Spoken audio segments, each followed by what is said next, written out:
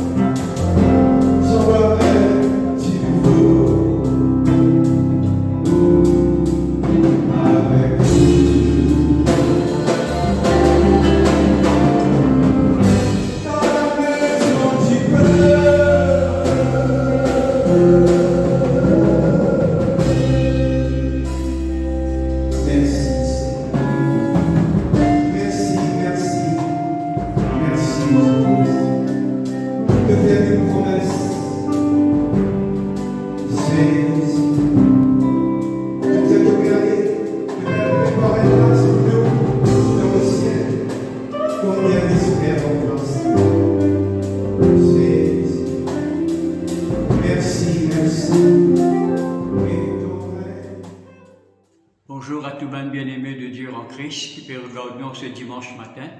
Que bon Dieu bénisse d'une mesure qui est serrée, secouée et qui déborde. Ce matin, vous permettez de ouvrir la Bible ensemble avec moi dans 1 Corinthiens, le chapitre 2, le verset 9. Nous vous parlons sur le Dieu de la préparation. Comment bon Dieu est un bon Dieu de préparation. Donc dans 1 Corinthiens, le chapitre 2, le verset 9, il est écrit « Ce sont des choses que l'œil n'a point vues, que l'oreille n'a point entendues, qui ne sont point montées au cœur de l'homme, des choses que Dieu a préparées d'avance pour ceux qui l'aiment. Amen. » Le mot « préparer » capable d'être divisé en deux parties. Il y a le préfixe « pré ». « Pré » veut dire « avant ». Par exemple, quand nous parlons de l'école de pensée concernant le retour de Jésus, il y a des gens qui croient que Jésus-Christ peut retourner après la grande tribulation. On appelle cette école de pensée post-tribulation. Mais ceux qui croient que Jésus-Christ peut retourner avant la grande tribulation de 7 ans, on appelle cette école de pensée pré-tribulation. Parce que Christ peut retourner avant la grande tribulation. Donc le préfixe pré veut dire avant. Préparer. Parer veut dire être prêt déjà. Par exemple, le diamant fini, prépare l'argent de location.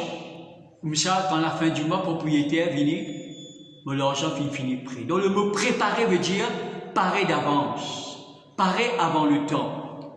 Quand nous pouvons dire comme ça que notre Dieu est un Dieu de préparation, nous pouvons dire que bon Dieu, il finit prépare la victoire, il finit prépare la guérison, il finit prépare le miracle qui tu en as besoin avant même qu'il te trouve toi dans un certain manquement, avant même qu'il te trouve toi dans un certain besoin.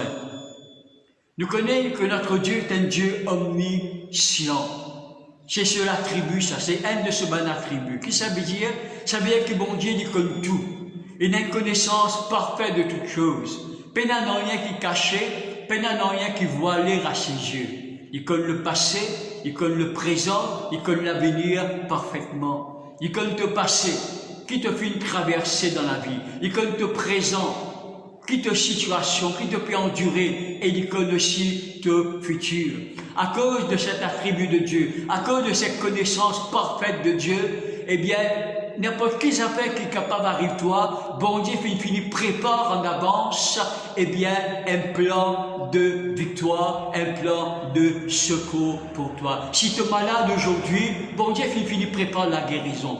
Si tu te trouves dans un manquement, bon Dieu finit prépare, eh bien, l'abondance pour toi. Si tu te trouves toi, eh bien, dans un combat, bon Dieu finit prépare d'avance, eh bien, la victoire qui tu en as besoin aujourd'hui dans ce combat spirituel là. Bon Dieu finit prépare la solution à un problème dans lequel te trouves toi aujourd'hui, parce que notre Dieu, il y a un Dieu de préparation. Bon, nous avons deux grandes vérités dans la Bible. Avant que Adam et Ève chutaient, péchaient contre Dieu, Dieu dans sa omniscience finit connaître qui Adam et Ève pour pécher. Et avant même qu'il ait créé Adam et Ève, il finit prépare un plan de salut, et bien pour toute la race humaine. Nous trouvons cette vérité, mes amis, dans 1 Pierre, le chapitre 1er, le verset 18 au verset 20. Sachant que ce n'est pas par des choses périssables, par de l'argent ou de l'or, que vous avez été rachetés de la belle manière de vivre, mais par le sang précieux de Christ, comme d'un agneau sans tache et sans défaut, préparé avant la fondation du monde. Préparé avant la fondation du monde pour nous et manifesté à la fin des temps. Donc Dieu finit connaît, avant même qu'il y crée le monde matériel, le monde physique, avant même qu'il ait peuplé le monde de ses habitants, Dieu connaît que Adam et Ève ont péché. Dieu connaît que toute la race humaine va être affectée, eh bien, par le péché d'Adam et Ève, avant même la création de toutes choses. Bon Dieu finit prépare un plan de salut pour toute l'humanité. Et il manifestait sa plan-là au temps qu'il finit fixé quand il finit envoyer Jésus-Christ sur la terre pour mort pour l'humanité. Nous trouvons cette vérité encore, mes amis, dans Luc, le chapitre 2, le verset 30 et le verset 31. Lorsque Marie et Joseph puis présentent Jésus quand il était encore enfant dans le temple, puis le mettre sacrifice selon la loi, eh bien pour Jésus, il y a un homme qui s'appelle Simeon qui était là à ce moment-là. Quand il finit trouver Jésus, il finit prendre Jésus dans les bras et il finit dire comme ça, maintenant mes yeux ont vu ton salut. Salut que tu as préparé pour les nations, lumière de toutes les nations. Salut que tu as préparé. Pas oublier que le mot préparer veut dire parer d'avant, parer avant le temps. Nous remarquons que le salut n'est bien plus qu'un sacrifice. Le salut est une personne. C'est la personne de Jésus. Simeon prend Jésus dans ce livre, il dit « Mes yeux ont vu ton salut ». Quand il trouve Jésus, il dit à Jésus, c'est lui le salut. Le salut, c'est une personne. D'ailleurs, l'apôtre Pierre peut dire dans Actes des Apôtres, car pas fini de aucun autre nom sur le ciel, par lequel nous finit d'être sauvés que le nom de Jésus, parce qu'il n'y a aucune personne qui finit d'être donnée, eh bien, pour qu'il nous être sauvés que la personne de Jésus. Et Jésus, c'est le salut que Dieu finit préparer avant la fondation du monde, mais manifesté au temps que bon Dieu finit fixé, le temps que Dieu finit envoyer Jésus-Christ sur la terre. Et le deuxième exemple, c'est l'histoire d'Abraham. Quand on lit dans Genèse, le chapitre 15, à partir du verset 13, Dieu dit avec Abraham et l'Éternel dit à Abraham, sache que tes descendants seront étrangers dans un pays qui ne seront point à eux. Ils y seront asservis et on les opprimera pendant 400 ans. Mais je jugerai la nation à laquelle ils seront asservis et ils sortiront ensemble avec de grandes richesses. À la 4e génération, ils reviendront ici. Amen. Dieu connaît qu'Abraham peut être un descendant. Abraham a été en mesure d'avoir d'enfants, pas encore un enfant parce que son madame est stérile. Avant même qu'Abraham gagne un garçon, Dieu tu connaît qu'il peut être un descendant. Dieu tu connais que ce descendant peut être esclave en Égypte pendant un certain nombre d'années, pendant près de 400 ans. Et Dieu finit prépare longtemps d'avance la délivrance, eh bien, de la postérité d'Abraham. Le truc que mon bon Dieu, il y a un bon Dieu de préparation. Parce qu'il est comme toutes choses en avance, il prépare toutes choses en avance. Pénan rien qui prend bon Dieu au dépourvu. Pénan rien qui prend bon Dieu par surprise. Il finit prépare un plan, eh bien, de délivrance, ben, descendant d'Abraham, de l'esclavage d'Égypte. Et il même fait fixer le temps quand sa délivrance va accomplir. Il dit comme ça, à la 4e génération. Veut dire, après 400 ans d'esclavage, on pourra intervenir.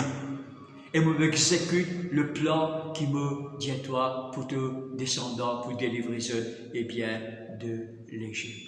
Mes amis, bon Dieu va faire changer. Il est toujours le même, hier, aujourd'hui, éternellement. De capable malade aujourd'hui, docteur fait capable condamne-toi, mais crois que Dieu dans son amour, Dieu dans son omniscience, longtemps d'avance, il prépare ta guérison. Quand le temps va arriver, eh bien, te trouver la guérison divine dans tous les corps. Quelles que soient les prières que tu peux faire monter vers Dieu, crois qu'il a longtemps d'avance. Dieu connaît te dans sa difficulté-là. Dieu connaît qu'il te peut prier de telle ou telle manière. Et il finit prépare l'exaucement à toute la prière. Et quand le temps de Dieu va arriver, te trouver l'exaucement là. C'est pourquoi m'encourage-toi pour garder la foi. Quel que soit un moment difficile que tu peux faire face aujourd'hui, Dieu connaît longtemps d'avance. Te vous trouve-toi dans sa tribulation-là, te vous trouve-toi dans sa épreuve-là, te vous trouve-toi dans la vallée de l'ombre de la mort. Et longtemps d'avance, il finit prépare ton miracle. Longtemps d'avance, il finit prépare, eh bien, ta délivrance. Parce qu'il y a un Dieu de préparation. Il prépare toutes choses en avance pour ses enfants. Et quand le temps qu'il finit fixé, eh bien, pour arriver, il faut accomplir ce qu'il finit préparer pour toi. Comment il finit faire, eh bien, pour Abraham et ses descendants. Comment il finit faire pour le salut de l'humanité. Quand le temps qu'il finit fixé, bon Dieu finit exécute, eh bien, ce plan. Les puissants peuvent exécuter, eh bien, ce qu'il finit préparer pour toi. Quelle que soit la gravité de ta situation, quelle que soit la gravité de ta maladie, peut-être humainement parlant, te dire, pendant quel espoir. Mais bon Dieu puissant peut exécuter à ton égard tout ce qu'il finit préparer pour toi. Il n'y a personne, il n'y a qu'un démon, il y a le diable qui vous peut empêcher d'accomplir les bonnes choses qu'il finit préparer pour toi. La Bible dit dans Ésaïe, le chapitre 25, le verset 1er, les desseins conçus à l'avance. Bon Dieu dit concevoir un plan en avance pour toi. Les desseins conçus en avance se sont fidèlement accomplis.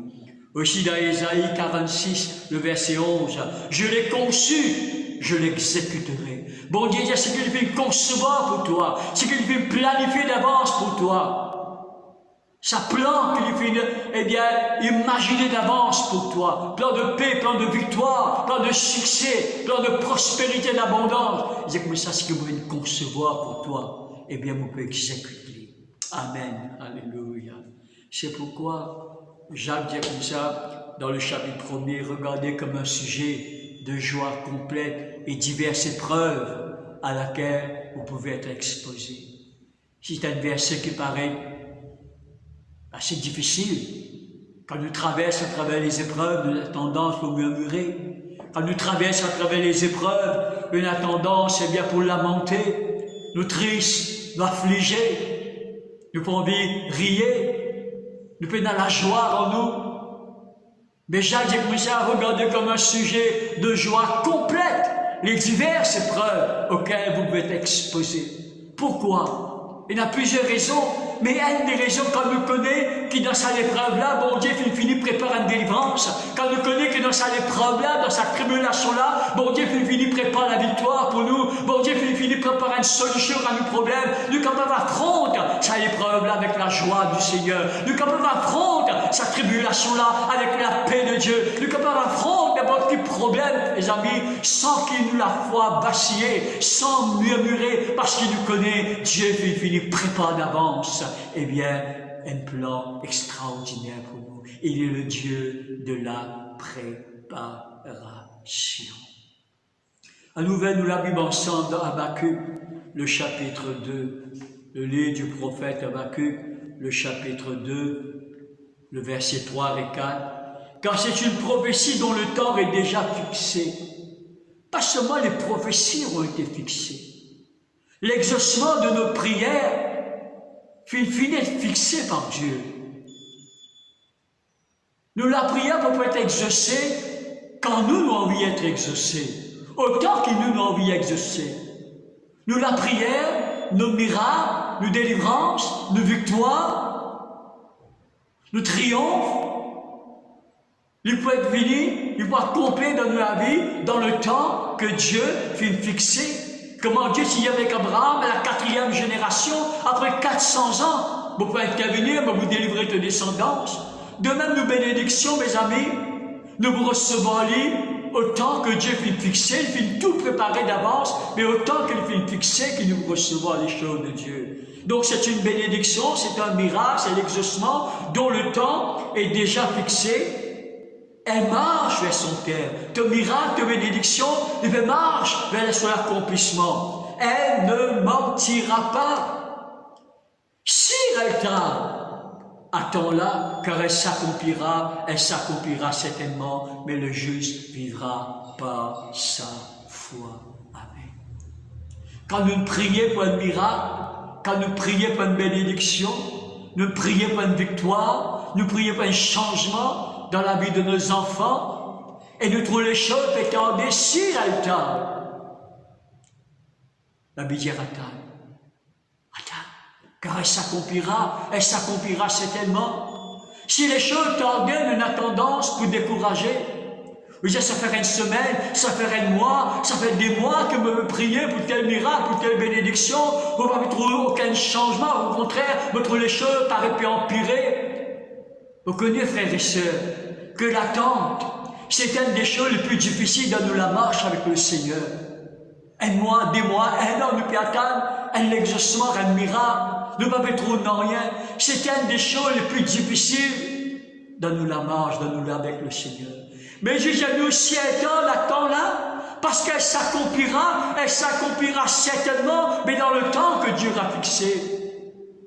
Nous avons tendance, quand les choses tardent, de nous décourager. Nous avons tendance, quand le miracle tardait, quand l'exaucement tardait, de nous décourager, de la foi vaciller, de la foi affaiblir. Mais non, ça c'est la pensée humaine. Ça, c'est le raisonnement qui n'a pas été renouvelé dans la parole de Dieu. Paul dit pour ça, soyez transformés. Ne vous conformez pas au siècle présent, pas pense comme un homme irrégénéré pensait, pas pense comme un païen pensait, pas raisonne comme le monde raisonnait, mais raisonne comme la parole de Dieu demande de nous raisonner, pense comme la parole de Dieu demande de nous penser. Nous renouvelle nos pensées chaque jour dans la méditation, dans l'étude de la parole de Dieu, afin que nous raisonne comme bon Dieu nous raisonner, afin que nous pense comme bon Dieu nous penser. Comment bon Dieu nous penser? Il y a nous ça, plus les choses tardaient, plus vous êtes encouragés. Plus les choses tardaient, plus de la foi vous êtes fortifiés, parce que chaque jour qui passait, pas éloigne-toi de ton miracle, et puis rapproche-toi parce qu'elle marche vers son terme, elle marche vers l'accomplissement. Nous, il y a plus les choses tardaient, plus de miracles éloignés, plus d'exaucement éloigné. Dieu dit non. Plus les jours passaient, plus les semaines passaient, plus les mois passaient, puis rapproche-toi de l'exaucement, parce que sa prophétie-là, sa l'exaucement-là, sa miracle-là, sa bénédiction-là, elle court vers son terme, elle court vers son accomplissement, et parce que Dieu est un Dieu qui ne ment point, eh bien, ce qu'il vient préparer pour toi n'est pas mensonge. L'exaucement, les miracles qu'il vient préparer pour toi, eh bien, il n'est pas pour faillir, il faut arriver au temps fixé par le Seigneur. Donc, encourage-toi, toi qui peux attendre des mois, des semaines, des années, un miracle, un exaucement. Chaque jour qui est passé, te rapproche-toi de ta bénédiction, de ton miracle. Prends courage. Persévérer dans l'attente. Une attente de la foi. Si retarde d'attendre là, comment tu peux attendre? Le jeu vivra par sa foi. Attendre dans la foi, attendre dans la confiance, car ton attente ne sera pas vaine dans le Seigneur, dit le livre des Proverbes. Et la même personne capable, quand je vais écouter ce message-là, dire comme ça, mais si bon Dieu compte tout d'avance, pourquoi il n'a pas fini par moi de ça la maladie-là? Pourquoi il n'a pas fini par moi de ça l'épreuve-là? Pourquoi il ne permet pas de traverser dans la vallée de l'ombre de la mort? Pourquoi il ne permet pas de traverser dans ces épreuves? Pourquoi il ne permet pas d'avoir une maladie qui le docteur fait condamne moi, puisqu'il connaît d'avance? Avant même de créer moi, il connaît qui me pour malade tel jour. Il connaît où me traverse de un moment difficile tel jour. Pourquoi il nous permet? Nous ne sommes pas là pour donner plusieurs raisons. Ce n'est pas ça le sujet de la prédication. Mais me le dire comme ça, la souffrance, c'est le lot de tous les vivants. Les moments difficiles, les épreuves, les tribulations, c'est le lot de tous les vivants. Tu es capable rempli du Saint-Esprit, rempli du monde, que vous ne traversez pas les mêmes épreuves. La Bible dit comme ça, dans Jean le chapitre 16, verset 33, vous aurez des tribulations dans ce monde.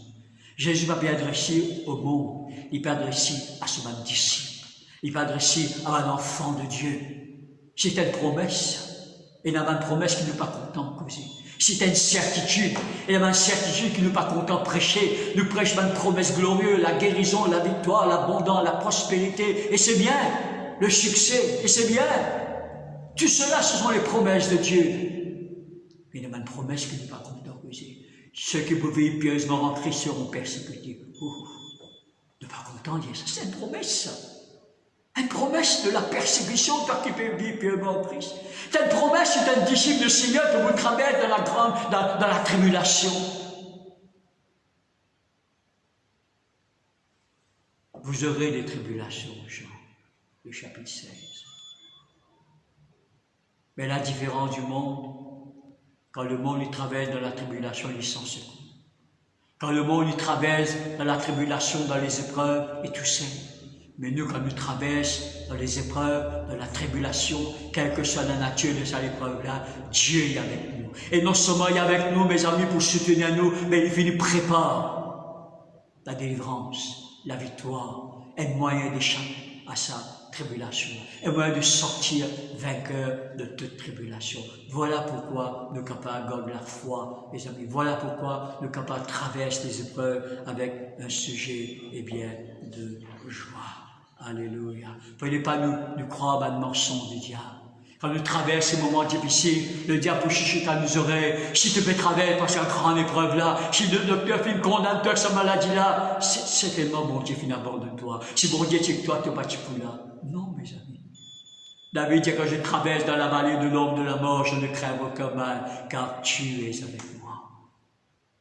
Les 3 amis de Daniel de la fournaise ardente, le Seigneur est avec eux. Daniel de la fosse lion, le Seigneur est avec eux. Non.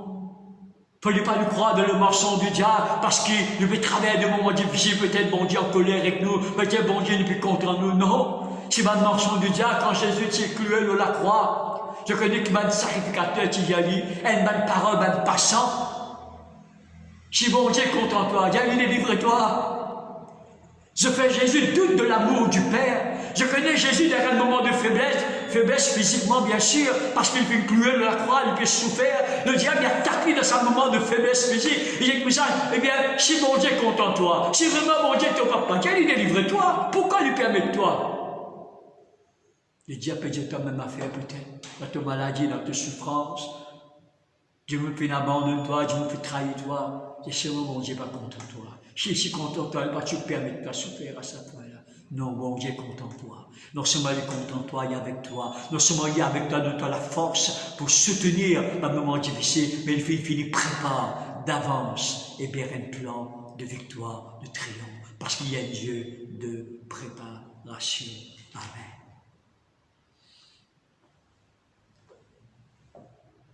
Dieu est un Dieu de préparation, il finit prépare un avenir glorieux pour toi. Avant même de te naître, de venir sur la terre là. Avant même qu'il te maman les concevant toi dans son sein, il connaît qu'il te vient dans ça, parce que c'est lui qui te permet de toi naître. Et il finit prépare un avenir glorieux pour toi. Il finit prépare une destinée glorieuse, un avenir béni pour toi. Dans le contexte actuel, le monde dans l'inquiétude, le monde dans l'angoisse, concernant ce virus, concernant la vie chère, les fondements de beaucoup d'économies, de pays, concernant la guerre, la menace de guerre, concernant tous les problèmes qui existaient dans ce monde, pas manquer de problèmes dans ce monde-là, la délinquance, la criminalité, la drogue, beaucoup de parents, beaucoup de personnes dans l'angoisse. L'avenir paraît sombre pour nous. L'avenir paraît sombre pour nos pays. Vous êtes pessimiste. J'ai une vision pessimiste de l'avenir de nos enfants. Vous êtes comme ça longtemps, c'est plus bon pour vivre. Aujourd'hui, la vie difficile. La vie se fait comment le monde causé. N'a rien comprend qui. Il y a beaucoup de crainte, et beaucoup d'incertitude. Mais nous, les enfants de Dieu, nous pouvons pour raison de cause comment le monde causé. Nous sommes capables de regarder l'avenir avec confiance. Nous sommes capables de regarder l'avenir avec beaucoup d'espérance, parce qu'il nous connaît, Dieu, qui nous prépare un avenir glorieux, un avenir béni, un avenir prospère pour chacun de ses enfants. Comment nos parents nous préparent l'avenir de nos enfants, nous sommes le meilleur pour nos enfants, nous préparent sur l'avenir selon nos moyens. Dieu dit nous, papa, mes amis, nous sommes ses enfants, croyez-moi dans sa monde troublé. Dans une mesure sanitaire, troublé par toutes sortes de choses, Dieu est dans l'avenir béni pour chacun d'entre nous, ses enfants. Dans Ésaïe, le chapitre 40, le verset 27, Ésaïe, tu peux faire face, le peuple d'Israël, tu peux faire face à l'attaque de l'ennemi, un ennemi qui est bien plus fort que lui, qui veut menace pour détruire lui. Alors devant cet avenir sombre, à cause de la force de l'ennemi, de la puissance de l'ennemi, je dis comme ça, pourquoi ma destinée est cachée devant l'Éternel? Je dis, bon Dieu, pas trop nous l'avenir. Nous prenons l'avenir. Et plus tard, Dieu répond à Jérémie, le chapitre 29, le verset 11. Il y a les projets que j'ai formés à ton égard, projets de paix et donc de malheur, pour vous donner un avenir et de l'espérance. Amen. Quand Jérémie t'y répond, eh bien, et Dieu t'y répond, le peuple de Dieu, frères et sœurs, quand nous mettons dans ce contexte de Jérémie 29, le peuple de Dieu qui est en captivité à Babylone. Et je dis à Dieu, non, quel avenir. C'est vrai. Un esclave qui l'avenir, il dit. C'est vrai.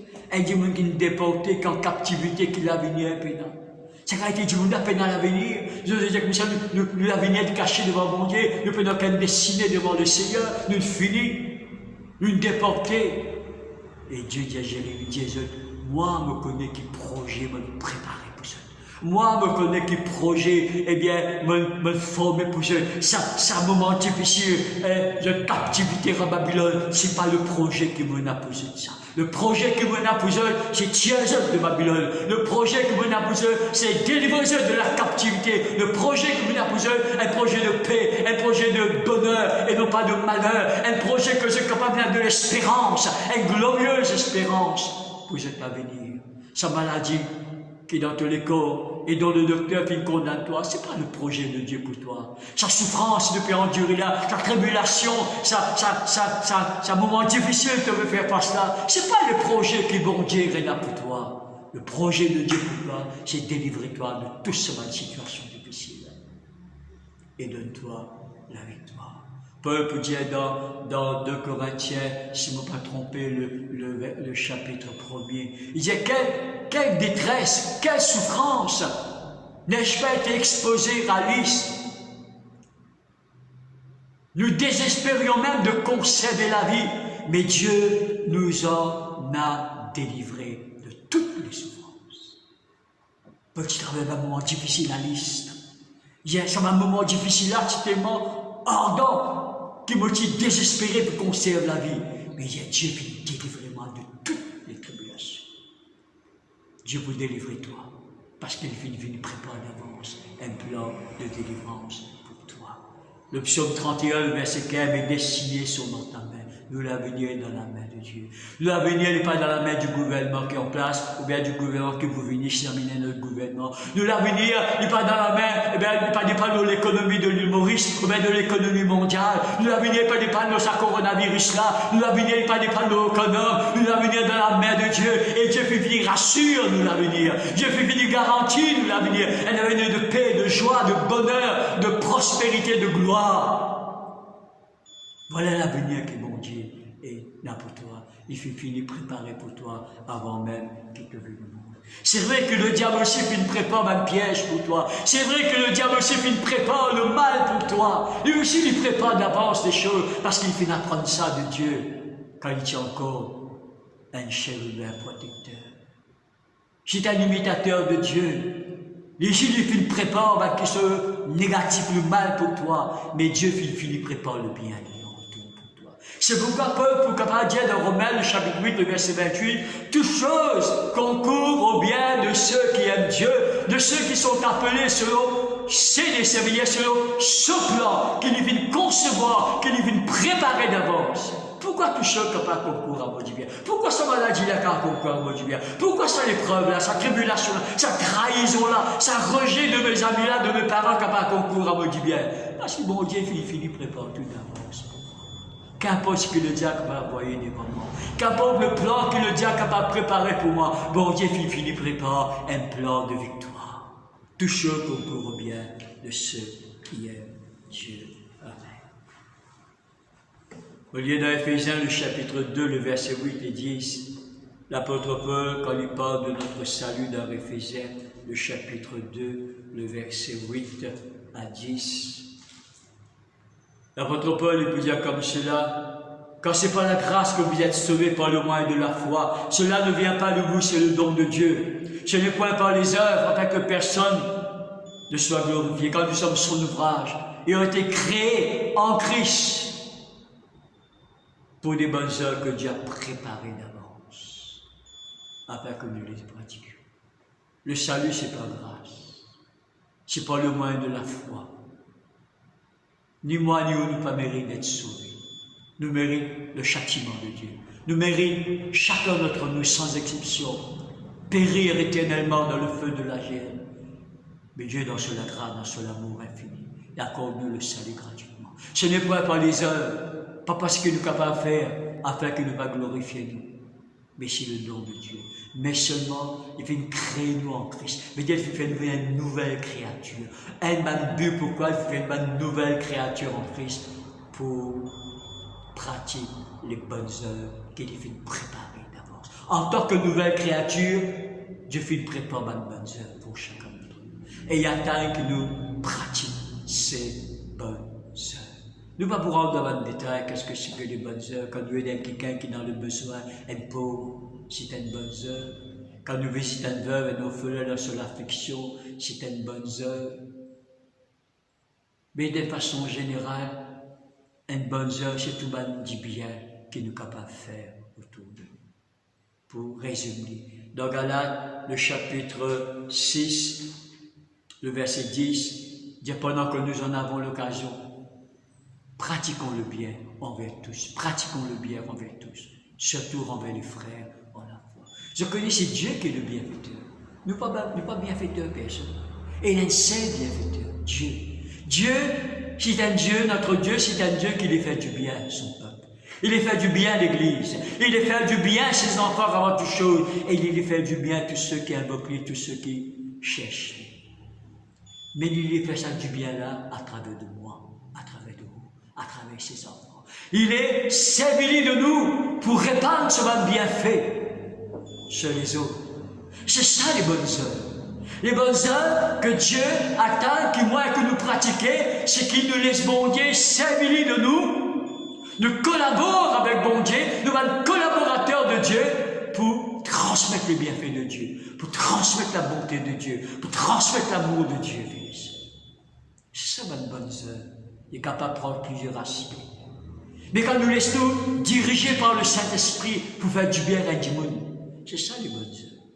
Et il y a une différence entre les bonnes œuvres que le monde fait et les bonnes œuvres de l'Église.